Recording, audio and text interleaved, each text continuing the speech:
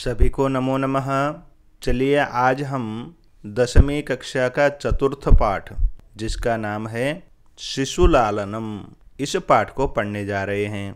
यह पाठ दिंगनाग नामक एक विद्वान के द्वारा लिखित ग्रंथ जिसका नाम है कुंदमाला, उसी से संक्षिप्त करके बनाया गया यह छोटा सा नाटक है।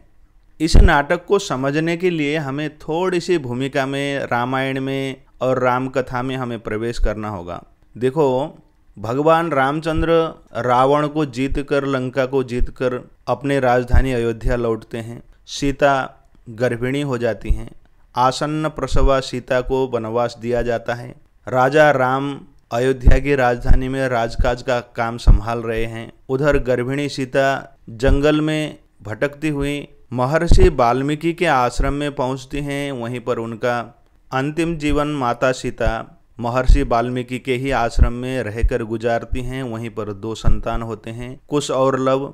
महर्षि वाल्मीकि के आश्रम में वे दोनों बच्चे पले बड़े। उन्होंने ही यज्ञोपवीत करवाया, अनेक शास्त्र पढ़ाए। वे रामायण लिख रहे थे। रामायण लिखने के पश्चात उन दोनों कुमारों को, कुश और लव को ही इस रामायण ग्रंथ को पढ़ाया पहली बार। चूंकि रघुवंशियों की कथा है ये, राम ने रावण को मारने तक की कथा उन्होंने इन दोनों कुमारों को, कुश और लव को याद कराया। इतनी कथा को प्रथम बार राजसभा में सुनाने के लिए कुश और लव को महर्षि वाल्मीकि अयोध्या भेजे हुए हैं। तो ये बच्चे अयोध्या आए हुए हैं, आयु से लगभग 5-7 साल के बीच के हैं। ऐसे नन्हे मुन्ने बालक को अपनी वंशावली कथा सुनाने आए हैं, ऐसा देखकर राम का वात्सल्य भाव उमड़ता है। वे गदगद हो जाते हैं और अपने आलिंगन में उनको समाना चाहते हैं। और इसी प्रेम में वे क्या करते हैं, कैसे वे सिंहासन में आरूढ़ कराना चाहते हैं और कैसे क्या क्या होता है, यह हम इस नाटक के माध्यम से जानते हैं। आइए नाटक के भाग में, पाठ भाग में हम प्रवेश करते हैं। पहला दृश्य है सिंहासनस्थः रामः। सिंहासन में बैठे हुए राम दिखाई देते हैं। ततः प्रविशतः विदूषकेन उपदिश्यमानौ तापसौ कुशलवौ। ततः उसके बाद प्रविशतः प्रवेश करते हैं। विदूषकेन उपदिश्यमानौ, विदूषक के द्वारा मार्ग दिखाए जाते हुए। तापसौ तपस्वी, कुश और लव यानी तपस्वी के वेश में हैं छोटे छोटे बालक। विदूषकः, विदूषक बोलता है इतः इतः आर्यो, हे महानुभावो, ये आर्यो इधर से आओ, इधर से आओ। कुशलवौ रामम उपसृत्य, राम के पास पहुंचकर प्रणम्य च, प्रणाम करके बोलते हैं अब अपि कुशलम महाराजस्य, महाराज राम आप कुशल तो हैं। रामः, राम बोलते हैं युष्मद् दर्शनात्, आप लोगों को देखने से, कुशलम इव, कुशलता का अनुभव सा करने लगा हूँ। देखो यहाँ पर भाव क्या है कि अब वे एकाकी जीवन जी रहे हैं, उन्होंने दूसरी विवाह की नहीं है। बहुत बार वो याद न करते हुए भी याद करना पड़ता है। उनको याद आता है कि सीता कैसी होगी, उसके पेट में पल रहे बच्चे अब कितने बड़े हो गए होंगे। ये सारी चीजें उनके मन में हैं। तो मन, कोई छोटा बच्चा देखने पर सहज ही उनका भाव ऐसा हो जाता था, इसलिए वो खुशी होने लगे उनको देखकर। अब उसके बाद राम कहते हैं भवतोः किं वयम अत्र कुशल प्रश्नस्य भाजनम एव। भवतः, आप दोनों का, किम का मतलब क्या, वयम हम, अत्र कुशल प्रश्नस्य भाजनम एव, क्या हम यहाँ पर आपके कुशलता के प्रश्न के ही अधिकारी हैं। न पुनः अतिथि जन समुचितस्य कंठाश्लेषस्य, या अतिथियों के लिए उचित आलिंगन के भी अधिकारी हैं, ऐसा राम कहते हैं। और क्या करते हैं, परिस्वज्य, आलिंगन करके। अहो हृदयग्राही स्पर्शः, अरे आपका स्पर्श तो हृदय को आनंदित करने वाला है। और ऐसा कहकर वे क्या करते हैं, राज सिंहासन में अर्धासनम उपवेशयति, आधे आसन में दोनों कुश और लव को बैठा देते हैं। उभौ, दोनों। राजासनम खल्वेतत, अरे ये तो राजासन है, राजा का आसन है। न युक्तम अध्यासितुम, बैठना ठीक नहीं है। क्यों? क्योंकि राजा का आसन राजा के लिए ही बना होता है, अन्य सामान्य व्यक्ति, सामान्य जन उसमें बैठने का अधिकारी नहीं होता है, ऐसा नियम है। वे जंगल में रहने वाले वनवासी, गिरिवासी हैं, तापस वेश में आए हुए हैं, होने को क्या है, ये उनके ही पुत्र हैं और उस राजासन के अधिकारी हैं, किंतु वे आज मना कर रहे हैं इस आसन में बैठने के लिए। अब राम कहते हैं सव्यवधानम न चरित्र लोपाय। सव्यवधानम यानी किसी चीज के रुकावट के साथ। देखो सीधे आसन में जाकर बैठना ठीक नहीं है, किंतु व्यवधान क्या है, यहाँ राजा रामचंद्र भी उसी आसन में बैठे हुए हैं, आधे आसन में बैठाना चाहते हैं। और फिर कहते हैं कि और व्यवधान कुछ हो तो बैठने में कोई हानि नहीं है। तस्मादंक व्यवहितम अध्यास्यताम सिंहासनम। तस्मात इसलिए अंक व्यवहितम, अंक व्यवहितम गोदी का व्यवधान बनाकर सिंहासनम अध्यास्यताम, सिंहासन पर बैठ जाइए। राम जी यहाँ पर दोनों को सिंहासन में बैठाना जरूर चाहते हैं, क्योंकि उनका प्रेम ऐसा हो गया है, उनको आलिंगन करते ही उनका प्रेम उमड़ गया है। यद्यपि वो जानते नहीं है ये बच्चे किसके हैं, कैसे हैं, किंतु अपनापन होने के कारण नैसर्गिक रूप से ही उनको प्रेम आ गया और गोदी में बैठाने के बहाने सिंहासन में बैठाना चाहते हैं। अंकम उपवेशयति, गोद में बैठाते हैं। उभौ, दोनों क्या करते हैं, अनिच्छाम नाटयतः, गोदी में बैठने की इच्छा न होने का अभिनय करते हैं। अब इसके बाद राम कहते हैं रामः अलम अति दाक्षिण्येन, आप दोनों अति शालीनता, अति दाक्षिण्य का मतलब होता है बहुत ज्यादा शालीनता मत दिखाइए, अति विनम्र भाव को मत दिखाइए। अब देखो एक श्लोक है, इसको पढ़ते हैं। भवति शिशुजनो वयोनुरोधात् गुणमहतामपि लालनीय एव व्रजति हिमकरोऽपि बालभावात् पशुपतिमस्तक केतकच्छदत्वम्। इसका हम अन्वय देखते हैं पहले, उसके बाद इसकी व्याख्या। शिशुजनः वयः अनुरोधाद् गुणमहताम् अपि लालनीय एव भवति। शिशुजन यानी छोटे बच्चे, वयः अनुरोधाद् आयु के कारण, गुणमहताम बड़े और गुणशाली व्यक्ति को भी क्या करना चाहिए, लालनीय एव भवति, उनका भी प्रेम पाने का अधिकारी होता है। जैसे यहाँ पर एक उदाहरण दिया गया, दृष्टांत, बालाभावात हिमकरः अपि, छोटा होने के कारण चंद्रमा भी पशुपति मस्तक केतकच्छदत्वं व्रजति, पशुपति के मस्तक में सुशोभित होता है। जैसे केतकी के पुष्प का मुकुट जैसे सुशोभित होता है, उसी प्रकार से चंद्रमा भी भगवान शंकर जी के मस्तक पर सुशोभित होता है। वैसे ही आप लोग भी, हम भले ही राजा हैं, आप छोटे होने के कारण, बच्चे होने के कारण आप लोगों का अधिकार है, बड़ों से प्रेम पाने का आप अधिकारी हैं, ऐसा रामचंद्र कहते हैं। उसके बाद राम जी फिर आगे कहते हैं, एषः भवतो सौंदर्य अवलोक जनितेन कुतूहलेन। यह राम क्या करते हैं, आप दोनों के सुंदरता को देखने से उत्पन्न हुए कौतूहलता के कारण पृच्छामि, पूछता हूँ। क्षत्रिय कुल पितामहयोः सूर्यचंद्रयोः को वा भवतो वंशस्य कर्ता।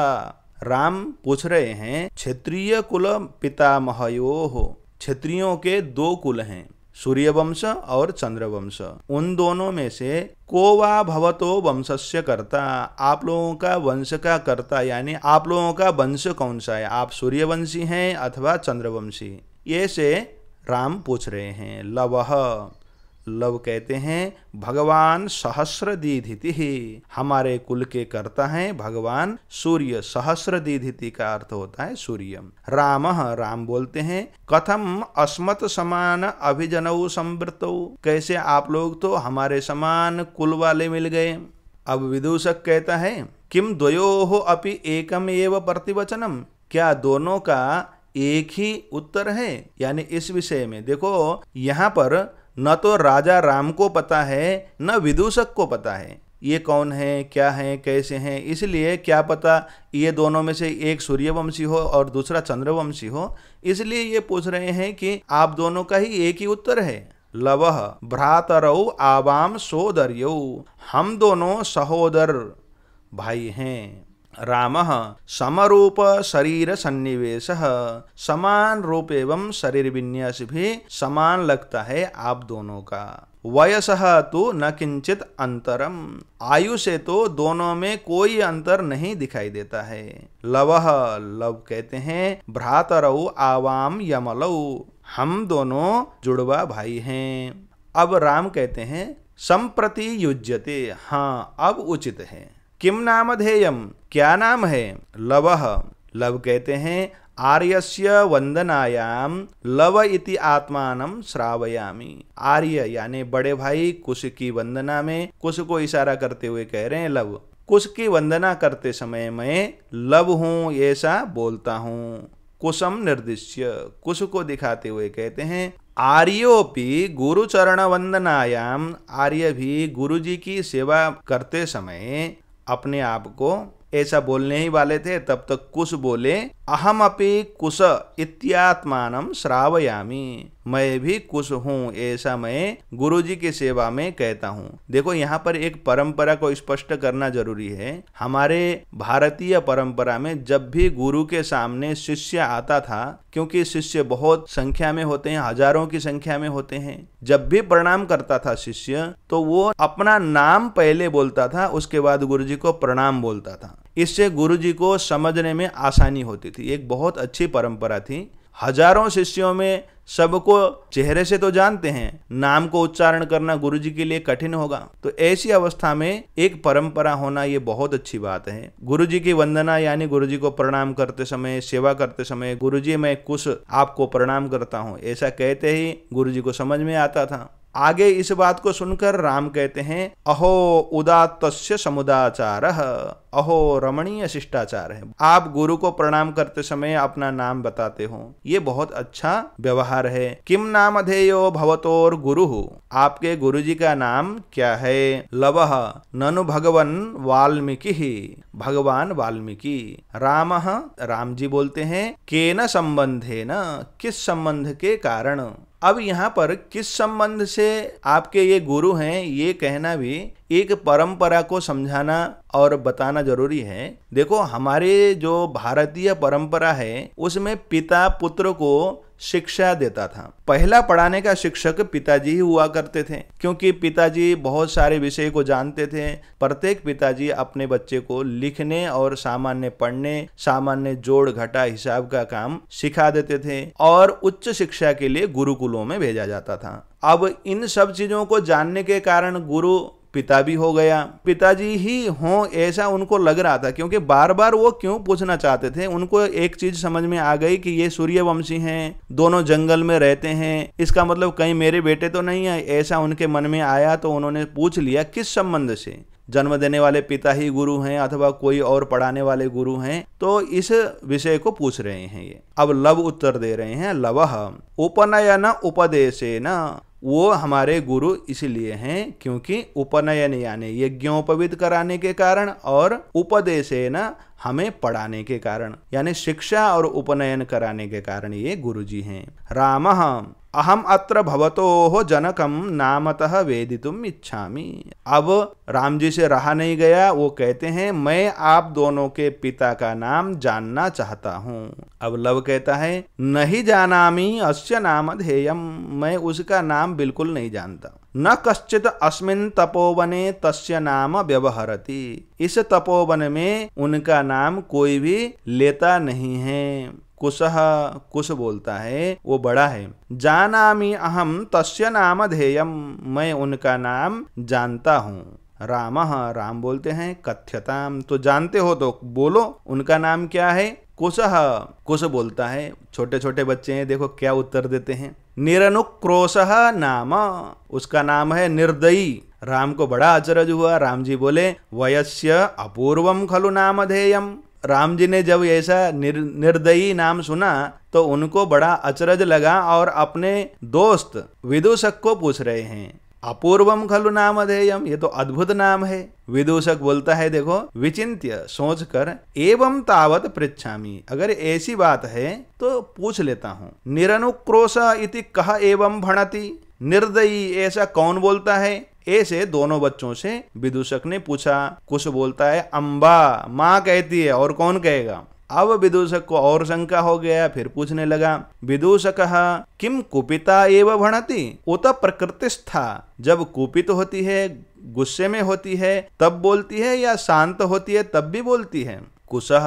कुश बोलता है यदि आवयोः बाल भाव जनितम किंचित अविनयम पश्यति। जब हम दोनों का बाल चपलता के कारण उत्पन्न किसी शरारत को देखती है, तदा अधिक्षिपति, तब हमको डांटती हुई ऐसा बोलती है। कैसा। निरनुक्रोशस्य पुत्रौ मा चापलम इति। अरे निर्दयी के पुत्रों, शरारत मत करो, चंचलता मत करो, ऐसा हमारी माँ तब बोलती है। अब विदूषक को अभी भी शंका कम नहीं हो रही थी, तो वो बोलने लगा। एतयोः यदि पितुः निरनुक्रोशः इति नामधेयम्।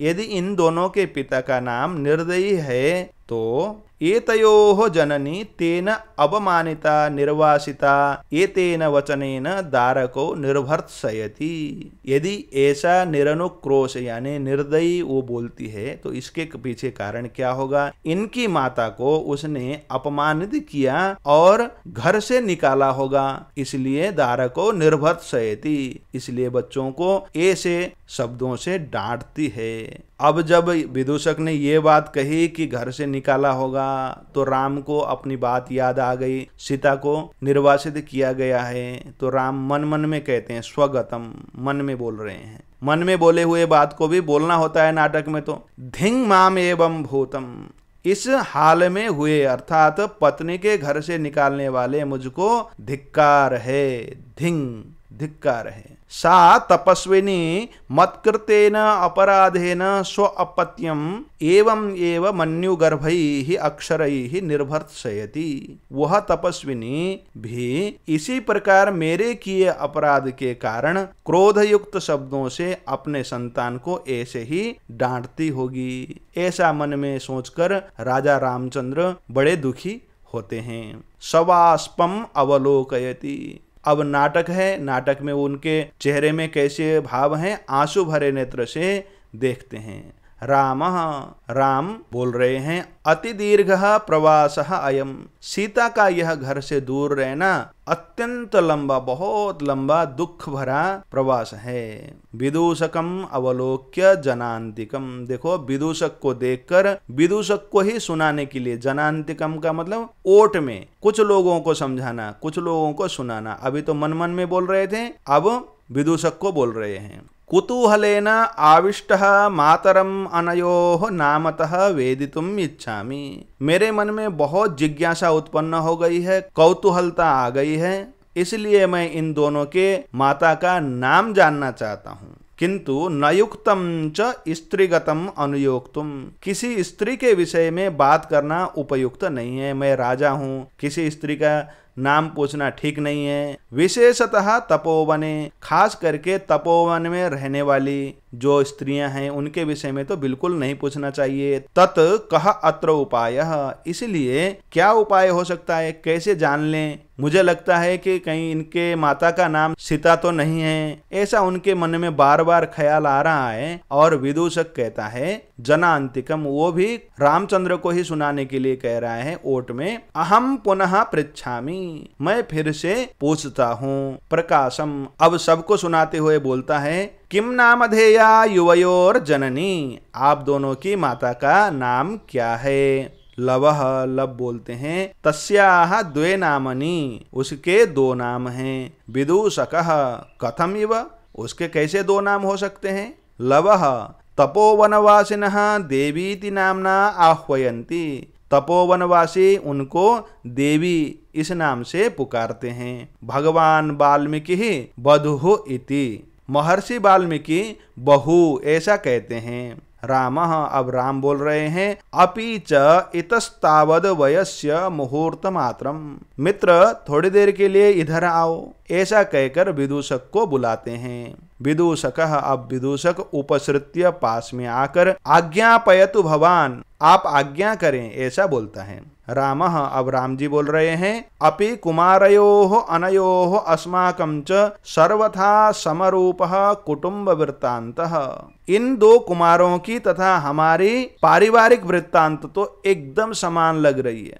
रामचंद्र को यह समझ में आ रहा है हमारी और उनकी कथा एक सी लग रही है। नेपथ्य, जैसे ही ऐसा ये बोले कि हमारी और उनकी कथा एक सी लग रही है, कहीं ये हमारे तो नहीं है, ऐसे शंका कर ही रहे थे। इतने में नेपथ्य, नेपथ्य कहते हैं पर्दे के पीछे से, यति बेला संजाता, इतनी देर हो गई। रामायण गानस्य नियोगः किमर्थम न विधीयते, रामायण गान का कार्यक्रम क्यों नहीं किया जा रहा है। उभौ, दोनों, राजन उपाध्याय दूतः अस्मान त्वरयति, दोनों कुछ और लब कहते हैं महाराज गुरुजी के संदेश वाहक हमको जल्दी करने के लिए कह रहे हैं। त्वरयति, जल्दी करने को कह रहे हैं। रामः, राम जी कहते हैं, मया अपि सम्माननीय एव मुनि नियोगः, मुझे भी मुनि का आदेश मानना चाहिए। तथा ही, जैसे कि एक श्लोक है ये, भवन्तौ गायन्तौ कविरपि पुराणो व्रतनिधिर्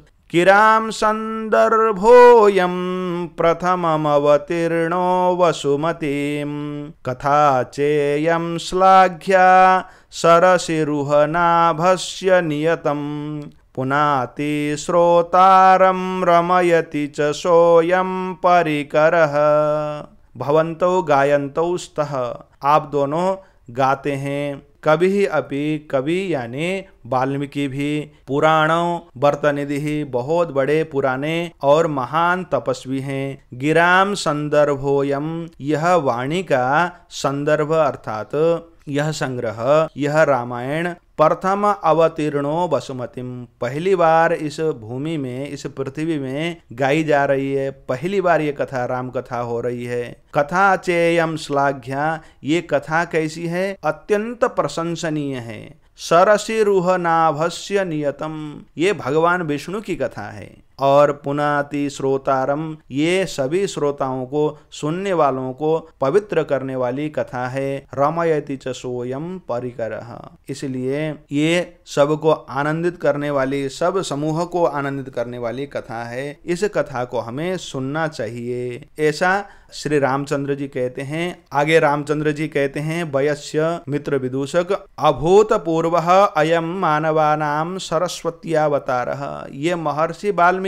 मनुष्यों में साक्षात सरस्वती के अवतार हैं। तदहम सुहृद साधारणम श्रोतुम इच्छामि, इसलिए मैं सामान्य सुहृद मनुष्य बनकर, सामान्य मनुष्य बनकर सुनना चाहता हूँ। सन्निधीयन्ताम सभासदः, सभी सभासदों को एकत्रित करो। प्रेष्यताम अस्मत् अंतिकम सौमित्रिः, मेरे पास लक्ष्मण को भेज दो। अहमपि एतयोः चिरासन परिखेदम विहरणम कृत्वा अपनयामि, मैं भी इन दोनों को बहुत देर से जो गोदी में रखा था, इसके कारण उत्पन्न हुए थकान को थोड़ा टहलकर दूर करता हूँ। सर्वे निष्क्रांता, सब ऐसा कहकर वहां से, उस नाटक के मंच से निकल जाते हैं और पर्दा बंद हो जाता है। इस प्रकार से भगवान रामचंद्र जी के मन में जो लालसा थी, जो उत्कंठा थी, जो इच्छा थी, वो वैसी की वैसी रह जाती है। उनके मन में शंका ही आई, प्रेम ही आया, किंतु वो अपने पुत्रों को जान नहीं सके। यहीं पर नाटक पूर्ण हो जाता है, पर्दा बंद हो जाती है और तालियां बजने लग जाती हैं। यहीं पर नाटक पूर्ण हो गया है। इसकी व्याख्या हमने यहाँ पर कर ली है। हम आगे अभ्यास भाग के साथ पुनः मिलेंगे।